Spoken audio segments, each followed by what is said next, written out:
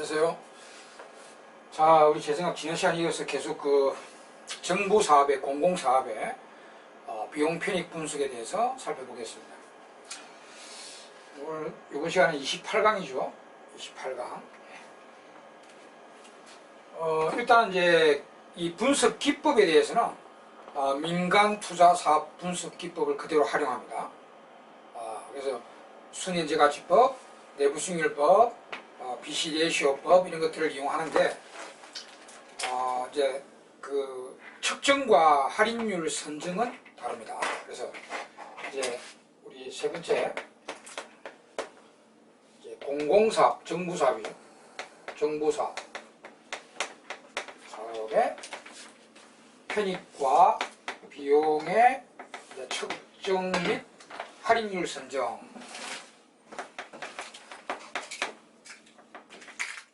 할인율 선정에 대해서 이제 봅시다. 구체적으로 기법은 민간 투자 사업 기법을 그대로 활용하되 그 내용은 다르다. 1번 개요.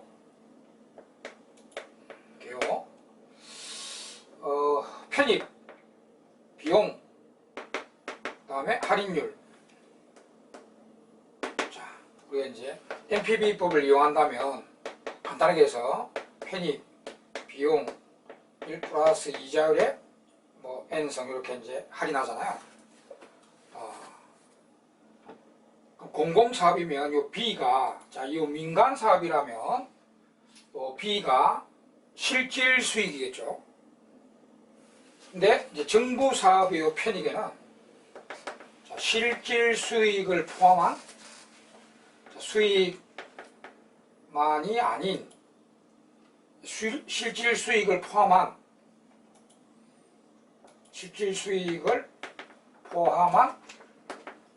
포괄적 수익입니다. 포괄적 수익. 그 다음에 비용도 민간 사업이면 실질 비용이죠. 근데 이제 정부 사업은 실질 비용도 물론 비용은 비용이니까 을 포함한 포괄적 비용. 포괄적 비용 개념을 씁니다. 이 포괄적이라는 게 기회비용을 고려하는 거죠. 기회비용을 고려해가지고 고려해서 실질 수익도 많이 수익이니까 그것도 추산하고요. 그 외에 이제 포괄적인 수익, 비용도 실질적으로 들어가는 비용, 핵약비용이죠. 핵약비용뿐만 아니라 뭐 공해 발생 비용이라든지 교통 혼잡 비용이라든지 이런 거 그런 포괄적 비용도 고려합니다. 기회비용을 고려해서 비용과 편익을 추산하고요. 할인율도 단순하게 시장 이자율, 시장 할인율이 아닌 사회적 할인율 개념을 씁니다. 민간 사업이면 여기 이제 시장 할인율이죠. 시장 이자율. 시장 이자율인데 여기서는 시장 이자율만이 아닌 시장 할인율이 아닌 사회적 관점의 할인율을 씁니다. 이것도 기회비용을 고려하는 사회적 관점의 할인율을 사회적 할인율을 씁니다. 사회적 할인율. 그걸 이제 좀 구분하기 위해서 이제 민간에 쓰는 할인율은 시장 할인율이라고 그래요. 이 정부 사업의 할인율은 사회적 할인율이라. 사회적 할인율. 자, 그러니까 개념은 이제 기법은 요 그대로 기법을 사용하되 이 편익 추산, 비용 추산, 할인율 선정 이게 좀 내용이 다르다 이거예요. 정부 사업이니까. 그죠? 자, 개요입니다. 개요.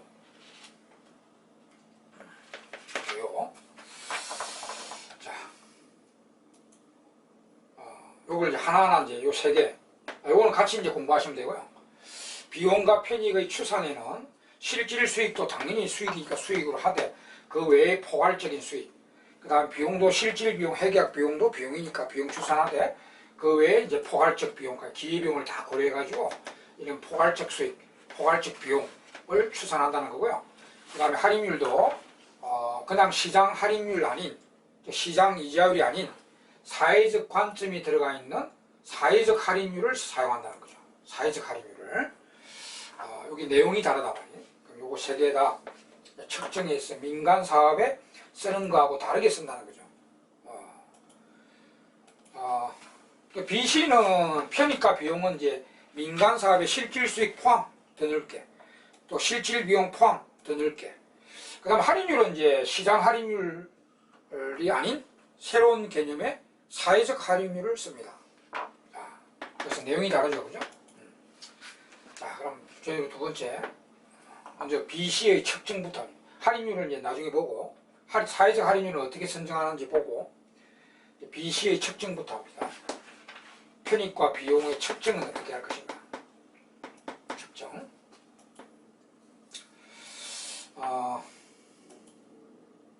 BC의 측정. 일단 종류를 보면은, BC의 종류, 편익과 비용과 같이 종류부터 보면은 크게 나눠가지고요. 첫째, 이 종류, 이제 편익과 비용의 종류 먼저 정리하고 어떻게 추산하는지 구체적으로 보도록 합시다. BC의 종류에는 첫째, 금전적 비용 편익, 금전적 비용과 편익, 편익과 비용, 실질적 편익과 비용, 실질적 편익과 비용. 이렇게. 자, 금전적 편익과 비용은 우리 외부효과할 때 외부효과 그 종류에서도 금전적 외부효과가 있었죠. 그죠? 금전적 외부효과는 어떤 A라는 사람 행동에 의해서 전혀 뜻하지 않은 제3자가, 제4자, 3자, 4자가 나와요.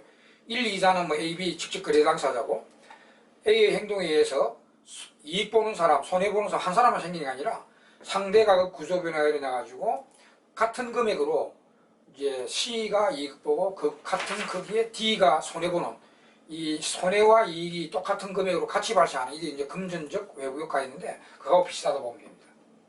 금전적 비용 편익도 요거는 정부 사업이 일어났다고 해요. 사업 시행으로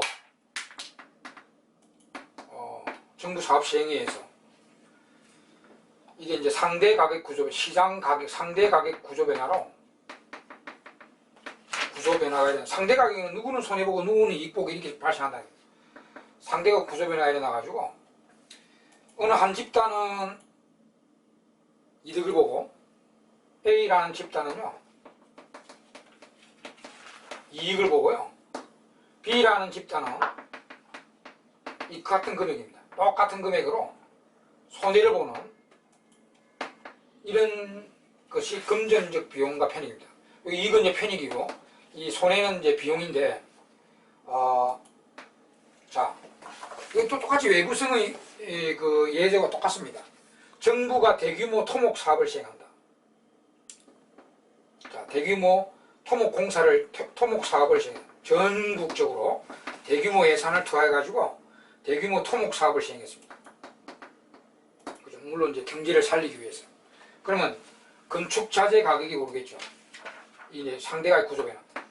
건축 자재를 많이 사용하니까 시멘트나 뭐 목재나 이런 거, 철근이나 이런 게 비싸지니까 건축 자재 상들은 이득을 보죠. 더 비싸진 건축 자재를 파니까. 근데 소소하게 자기 집을 짓고 있는 사람들 있죠. 이 건축 자재 상들은 그만큼 이득을 보는데, 자기 집을 짓고 있는, 자기 집 건축하는 그런 사람들은, 그런 계획을 잡고 있는 사람들은 이 사업 전보다 더 높은 건축 자재를 사들이가 있고 자기 집을 만들어야 되니까 비용이 많이 들게 되죠. 이 사람이 이익 보는 만큼 이 사람이 손해를 보게 되죠. 이런 게 이제 금전적 비용과 편익입니다. 이거는요, 똑같은 금액으로 동시에 발생하니까 이걸 추산할 필요가 없는 거죠. 그죠? 우리 보세요. 요게 이거와 이거 같은 금액으로 동시에 발생하니까 우리가 순현재 가치를 구하는데, 순수익을 구하는데, 요도 추산, 요도 추산, 말로 그거 합니까? 제로니까. 이 원래는 추산할 필요가 없어요. 추산 안 하고. 원래는 추산하지 않는다. 금전적 비용과 편익은 이런 개념으로서 똑같은 금액으로 편익과 비용이 동시에 발생하기 때문에 원래는 추산하지 않는 게 원칙입니다. 근데 소득 재분배 사업의 정부 사업이죠. 소득 재분배 사업의 S는 추산을 합니다. 소득 재분배 사업. 예를 뭐냐면은 소득 재분배 사업. 이 사업이요. 이 정부 사업 시행이 예를 들어 우리 건축자재 상대를 우리 좋게 할 필요는 없겠지만은 하는 예를 든 거죠. 만약 건축자재 상들을 더 부자가 되게 해야겠다. 더 잘 살게 하겠다. 건축자재 상들을 더 잘 살게 해야 되겠다. 이런 목적의 사업이라면, 그죠? 이 사업 자체가 경제를 부흥하고 우리나라 경제를 일으키고 건설업을 일으키고 하는 그런 목적이 아니라 이게 목적이라 건축자재 상들을 더 잘 살게 하겠다. 그런 소득 재분배 사업의 목적의 사업이다. 그런 사업에서는 이 사람들이 이득 보는 거를 추산 안 하면 어찌 됩니까? 그럼 아무런 필요 없는 사업이 되겠죠. 그래서 소득 재분배 사업에서는 추산을 하고요. 원래는 일반적인 사업에서는 이런 금전적 외부 비용과 편익은 추산하지 않는 것이 원칙이죠. 그래서 실질적 편익과 비용 이런 사항이 아니라 편익과 비용이 같은 금액으로 동시에 발생하는 이런 거 말고 어느 한쪽으로만 이 편익이 발생하고 비용이 발생하는 그런 것들을 이게 추산해야 되겠습니다. 그죠? 실질적인 비용과 편익을 추산합니다. 자, 그러면 실질적 비용과 편익은 또 종류가 뭐가 있는 거 봅시다. 다 추산해야 되는데 실질적인 편익과 비용의 종류들, 이걸 전부 다 지금 제가 설명드리는 거는 전부 다 추산 다 해야 됩니다. 일단 직접 간접, 첫째 직접적 비용 편익, 직접적인 편익과 비용 추산해야 되고요. 그 다음에 간접적, 그 부차적으로 발생하는 간접적인 편익과 비용도 추산해야 됩니다. 예를 들어서 고속도로를 놨단 말이야. 고속도로 나왔다. 그러면 그 직접적인 편익이 국민들의 시간가치 절약, 그다음 뭐 그런 게 이제 되겠지만 교통 체증의 해소 뭐 이런 건데, 고속도로 나가지고 그 고속도로 주변에 또 농촌이 발전하는, 그 톨게이트가 있는 그 주위의 농촌이 또 발전하는 이런 부차적인 이런 또 편익도 추산을 해야 된다는 거예요. 직접적인 비용 편익만 추산이 아니라 그에 의한 간접적인 비용 편익 다 추산해야 됩니다. 그 다음 두 번째, 유형적인 편익 비용과 이 화폐 가치로 추산할 수 있는 편익과 비용도 추산해야 됩니다. 무형적인 편익 비용도 추산해야 됩니다. 시간 가치라든지 사람 목숨 가치, 우리 소방 사업에 의한 사람 목숨을 살리는, 방역 사업에 의한 사람 목숨 살리는 거, 이런 그 무형적인 가치도 추산을 해야 됩니다. 다 추산해야 됩니다. 세 번째는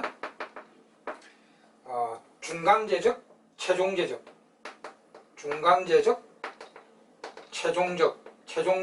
최종재적. 그 중간재적이란 이제 생산 과정에 미치는 편익과 비용입니다. 생산 과정에 주로 기업들이겠죠. 정부 사업에 의해서 우리나라 생산 활동에 미치는 비용과 편익. 그 다음에 이제 최종적이라는 것은 소비 과정에 미치는 그런 편익과 비용이죠. 그러니까 고속도로 제일 좋은 예잖아. 우리 고속도로를 다 해가지고 도로를 잘 뚫어 놓으면 이 기업한테도, 생산자들인 기업한테도 상당히 유리하죠. 생산 물량이, 유통 이런 게 굉장히, 유통비 이런 게 감소되잖아요. 근데 우리가 이제 여가활동, 우리 소비자들 여가활동 이제 뭐 멀리 지방에 뭐 이렇게 멀리 이제 여가활동을 이제 여행을 갈 때 빠르게 갈 수 있다는 거. 이런 소비 과정에서도 미치는 편익과 비용 다 추산해야 됩니다. 그리고 네 번째, 내부적, 외부적. 그 내부적은 이제 행정구역 내, 그 다음에 외부적은 행정구역 외, 그 행정구역 외인데, 여기서 A라는 지방자치단체가 공원을 만들었단 말이야.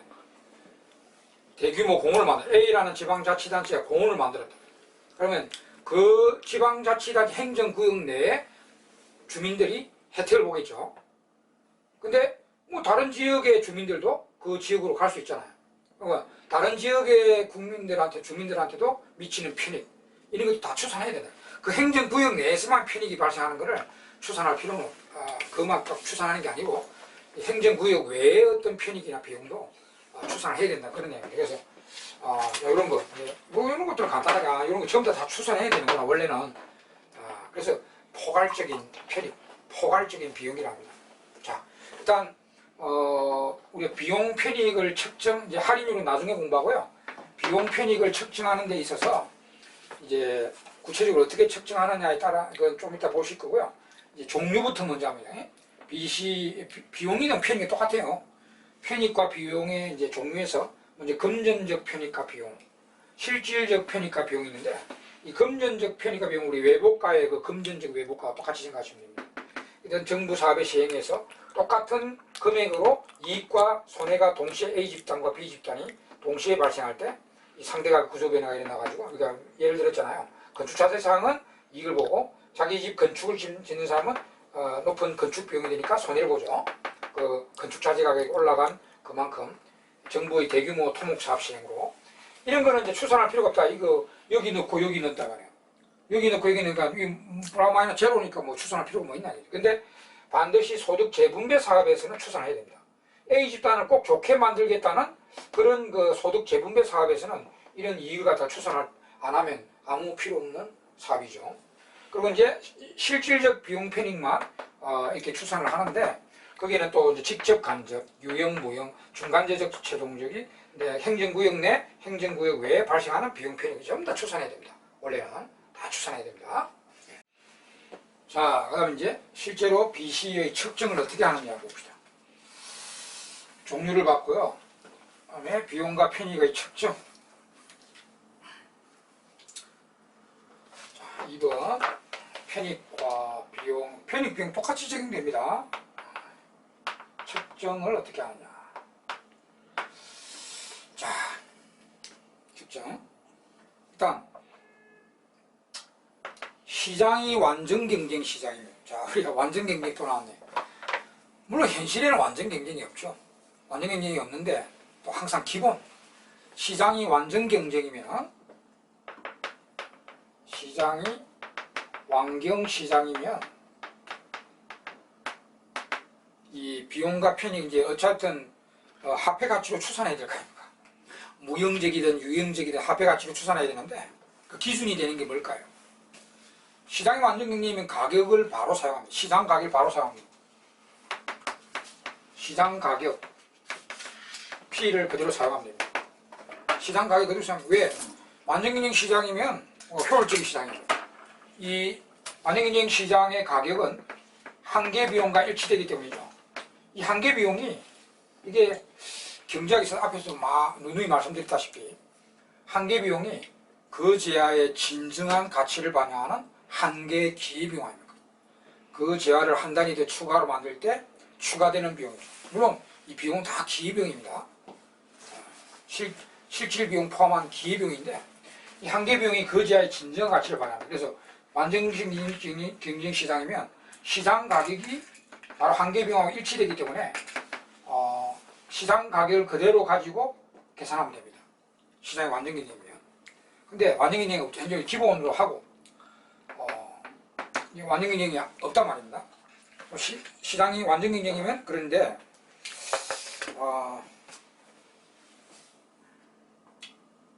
시장 가격 완전 경쟁이 아닐 때는 어떻게 하냐?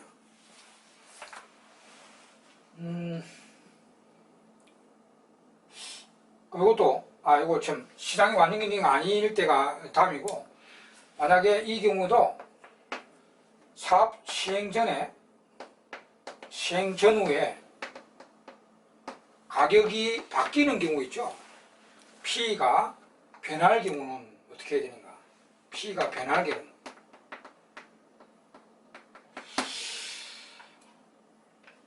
가격이 이제 MC를 대변해서 가격을 사용하면 되는데 정부 사업의 시행 전후에 가격이 바뀌어버려요.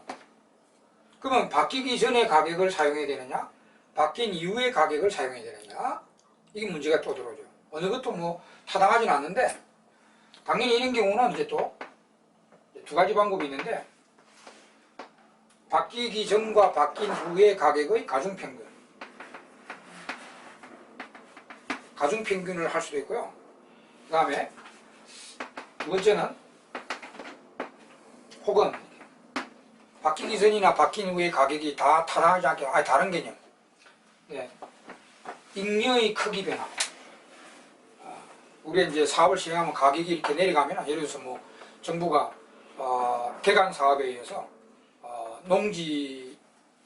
농지가 비옥해져 가지고 이렇게 그 농산물 가격이 다운될 때는 가격이 바뀌기 전에 가격을 해야 되느냐, 바뀐 이후의 가격을 추산해야 되느냐, 그 가중 평균하는 경우도 있고요.